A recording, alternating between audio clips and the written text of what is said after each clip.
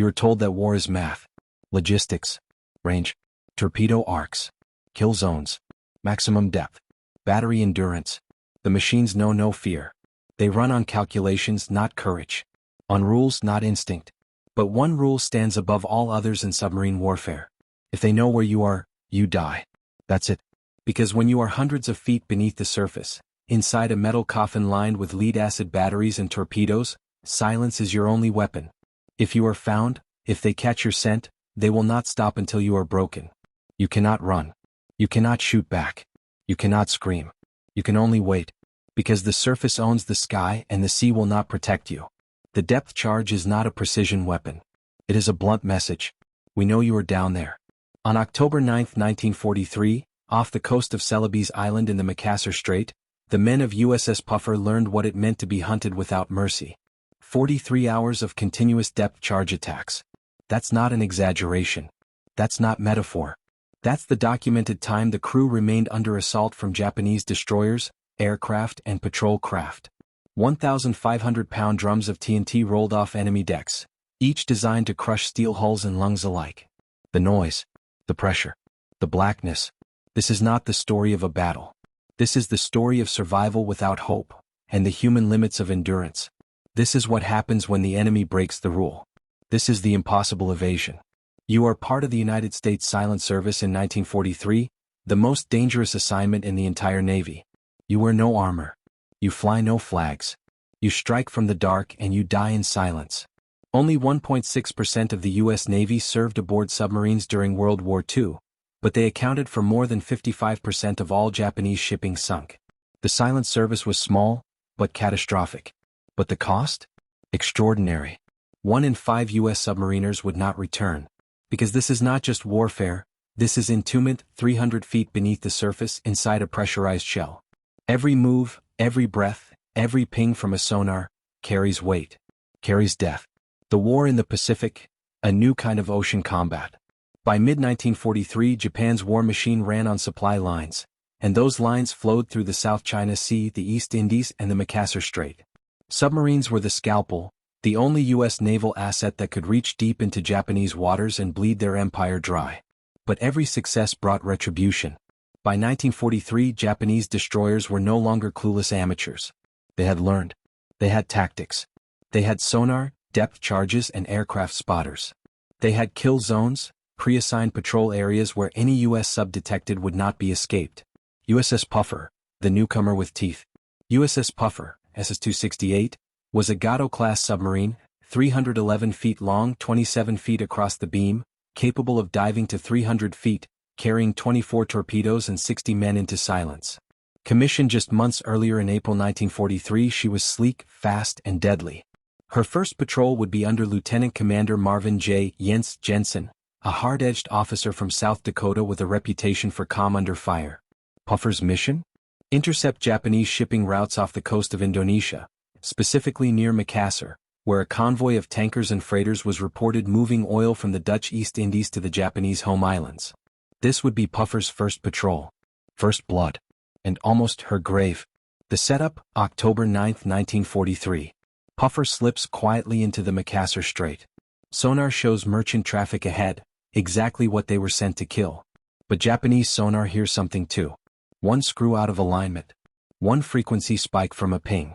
One depth misjudged. And the hunters descend. 2 Japanese destroyers, Hurricanes class, trained in anti-submarine warfare, begin triangulating on her signal. Puffer fires a spread of torpedoes, then turns hard to port.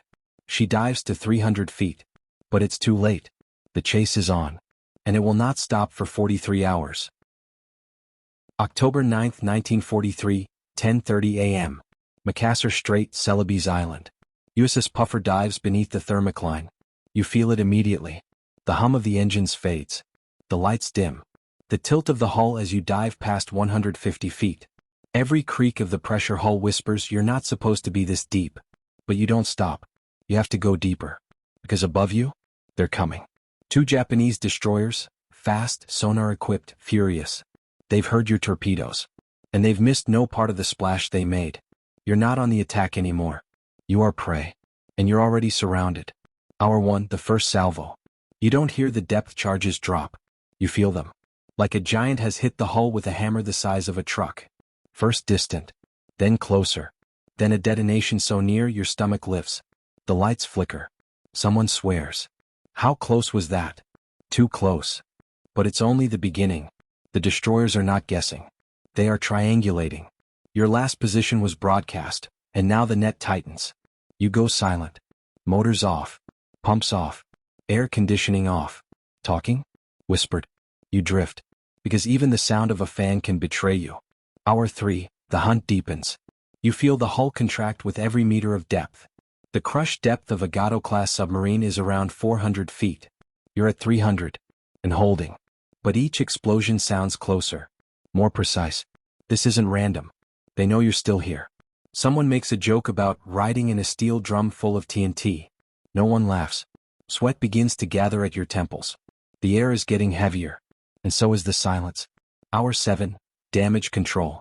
An explosion rocks the ship. Again. This one knocks over a man at the aft battery.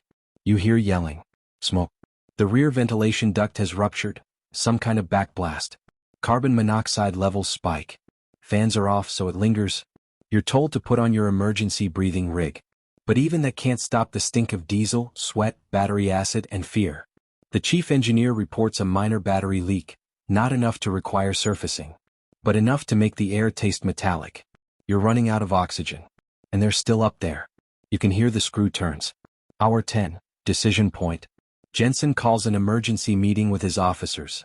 We're going to try to break contact. Make for deeper water. Quiet as ghosts. Rudder angles adjusted. Trim planes gently angled. No engine. No pump. Just silent drift with the current, westward where the seafloor deepens. The depth charges resume. 6, 7. A dozen in a row. They are walking the explosions across the seafloor trying to pin your location. Jensen mutters to himself. They must be rotating destroyers. There's no way 2 ships can drop this many charges for this long. And he's right. Enemy reinforcements have joined the hunt. Hour 15, psychological pressure. There's a new noise now. Metal on metal. The sound of screws directly overhead, not just passing but waiting. They are hovering. Using sonar. Listening for a flush. A valve. A sigh. You haven't flushed waste in hours. The heads are backed up. One man vomits, quietly into a rag. No one blames him. You're lightheaded. The CO2 scrubbers are failing. Battery levels are dropping. You've been silent running so long, power's dangerously low. And every man is doing the same math in his head. If we don't move, we suffocate. If we move, we die. Hour 20, air crisis. The chief engineer says it flat. Sir, CO2 levels are near critical. Marvin Jensen has no good options. He orders a slow blow of ballast tanks. Just enough to rise 30 feet, closer to the surface to cooler water. Not enough to break periscope depth. But it's detected. A destroyer swings around fast. You feel the pressure change even underwater. Whomp. A triple pattern. Whomp. Whomp. Whomp. 2 near misses. 1 direct overhead. The boat rocks sideways. Men are thrown into bulkheads. The forward torpedo room floods. A valve cracked. It's patched within minutes. Barely. You're still alive. But only just. Hour 24. No end in sight. 24 hours. No surface. No sleep. No food. No air.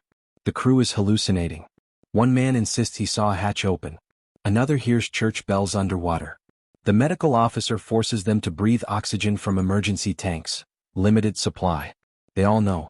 The Japanese wait just 12 more hours. The Puffer will die on its own. Jensen, barely audible, whispers. We'll surface at midnight. No earlier. No matter what. And you understand why. To surface now is to be blown apart in seconds. Better to suffocate than die screaming in fire. Hour 30, the final run. Something changes. The sonar picks up only 1 screw now. Then none. The charges stop. 10 minutes pass. 15.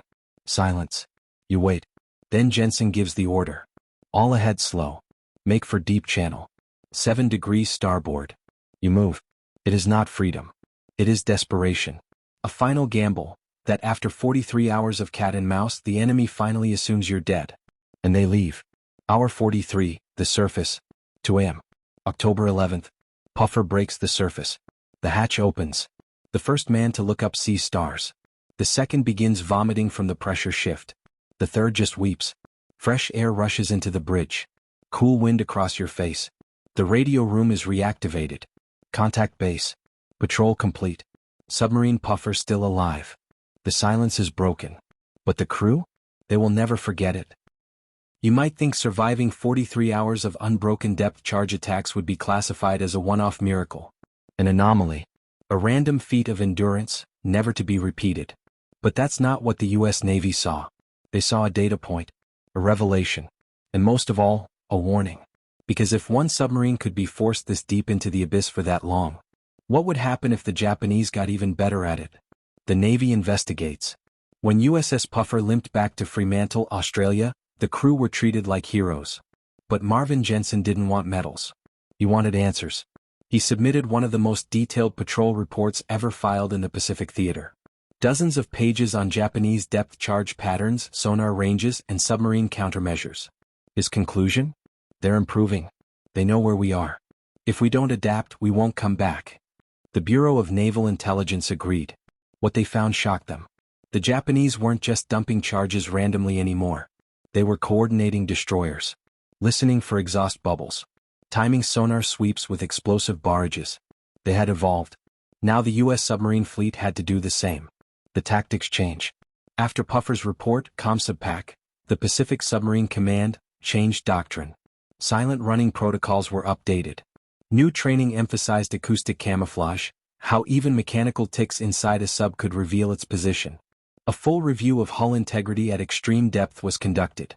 Damage control procedures were overhauled, especially for CO2 poisoning and battery damage. And most importantly, depth evasion became a formal part of patrol planning. Submarines were no longer just attack vessels. They were ghosts, assassins, and survivors. Marvin Jensen's legacy. Jensen's performance became legendary inside the submarine corps. Not because he fought a great battle, but because he didn't. Because he kept 44 men alive, not by aggression but restraint. By nerve. By trust in his crew. He would go on to command another submarine, the USS Segundo. But among submariners, his name became synonymous with the hardest command of all. Hold position. Stay silent. And don't die. Years later, a younger commander would ask him at a reunion, "How did you know they wouldn't get you?" Jensen replied, "I didn't. I just figured if they hadn't yet, they weren't good enough." Psychological warfare. Perhaps the most overlooked ripple effect? The Japanese reaction. They dropped over 100 depth charges on a single submarine. And failed to kill it. When they intercepted American communications confirming Puffer's survival, their destroyer crews were stunned. Japanese naval historians later wrote, "It demoralized the escorts. We realized we could not guarantee the destruction of an American submarine, even after near-perfect contact." That realization changed how the Japanese deployed convoy escorts. More ships were assigned to protection. Fewer were left for offensive operations. It was the classic dilemma. Spend more to protect, or risk losing everything. The longer the war dragged on, the more the Allies turned every submarine into a force multiplier. Puffer wasn't just a survivor. It was a proof of concept. A message to every submariner after. When new submarine commanders were trained in the years following the war, one lesson stood out. There will be a time when you are hunted. When your torpedoes are spent. When the air turns sour. When no one hears your signals. And you will ask yourself, should I surface and die fast? Or descend deeper and die slow? That is when you must remember Puffer. Because they lived. For the first time in 43 hours, you feel air on your face that isn't laced with sweat, oil, and fear. Your hands still tremble. Your ears still ring. The floor beneath your boots feels like it's still shaking, as if your body doesn't know the bombing is over. But you are alive. And that means something. To you. To your crew. And to history. Because what USS Puffer survived was never supposed to happen. No submarine was expected to endure 43 hours of relentless depth charge attacks. But Puffer did. The human toll. In interviews years later, surviving crew members described the aftermath in one word: numb. Some went deaf. Some developed tremors. One sailor never slept a full night again. Most never spoke of it even to family. They weren't ashamed. They weren't heroic. They were just quiet men who had done something impossible and didn't need to say more. USS Puffer's remaining patrols. Despite the trauma, USS Puffer returned to combat. She went on to complete 9 war patrols. Sank over 30,000 tons of Japanese shipping. earned a Presidential Unit Citation and 9 battle stars. Her crew changed. Her mission evolved. But her story was whispered in every wardroom of the submarine fleet. Puffer had become legend. The final fate.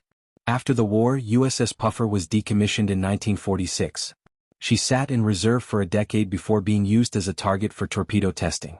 In 1960, she was sunk off the coast of California. Some criticized that decision. How could a boat with such history be destroyed? But others saw poetry in it. She survived what no sub should. She earned the right to die in silence. Her exact wreck location remains classified. She sleeps now beneath the Pacific, where she once hid for nearly 2 days, motionless, hunted, and defiant. The broader legacy. Today, the silent service of World War II is often overshadowed by the carriers, the Marines, the island-hopping campaigns. But historians now recognize U.S. submarines sank over 1,300 Japanese ships, including 8 aircraft carriers. They choked Japan's economy, severed supply lines, and made amphibious invasions possible. Their effectiveness was unmatched, but their losses were staggering. More than 50 submarines. 3,500 men. Gone forever beneath the waves. Yet stories like USS Puffer prove it wasn't just about kills. It was about survival. About proving that a handful of men sealed inside a steel shell with no backup could outlast the most brutal pursuit the Pacific ever saw. A message for us today.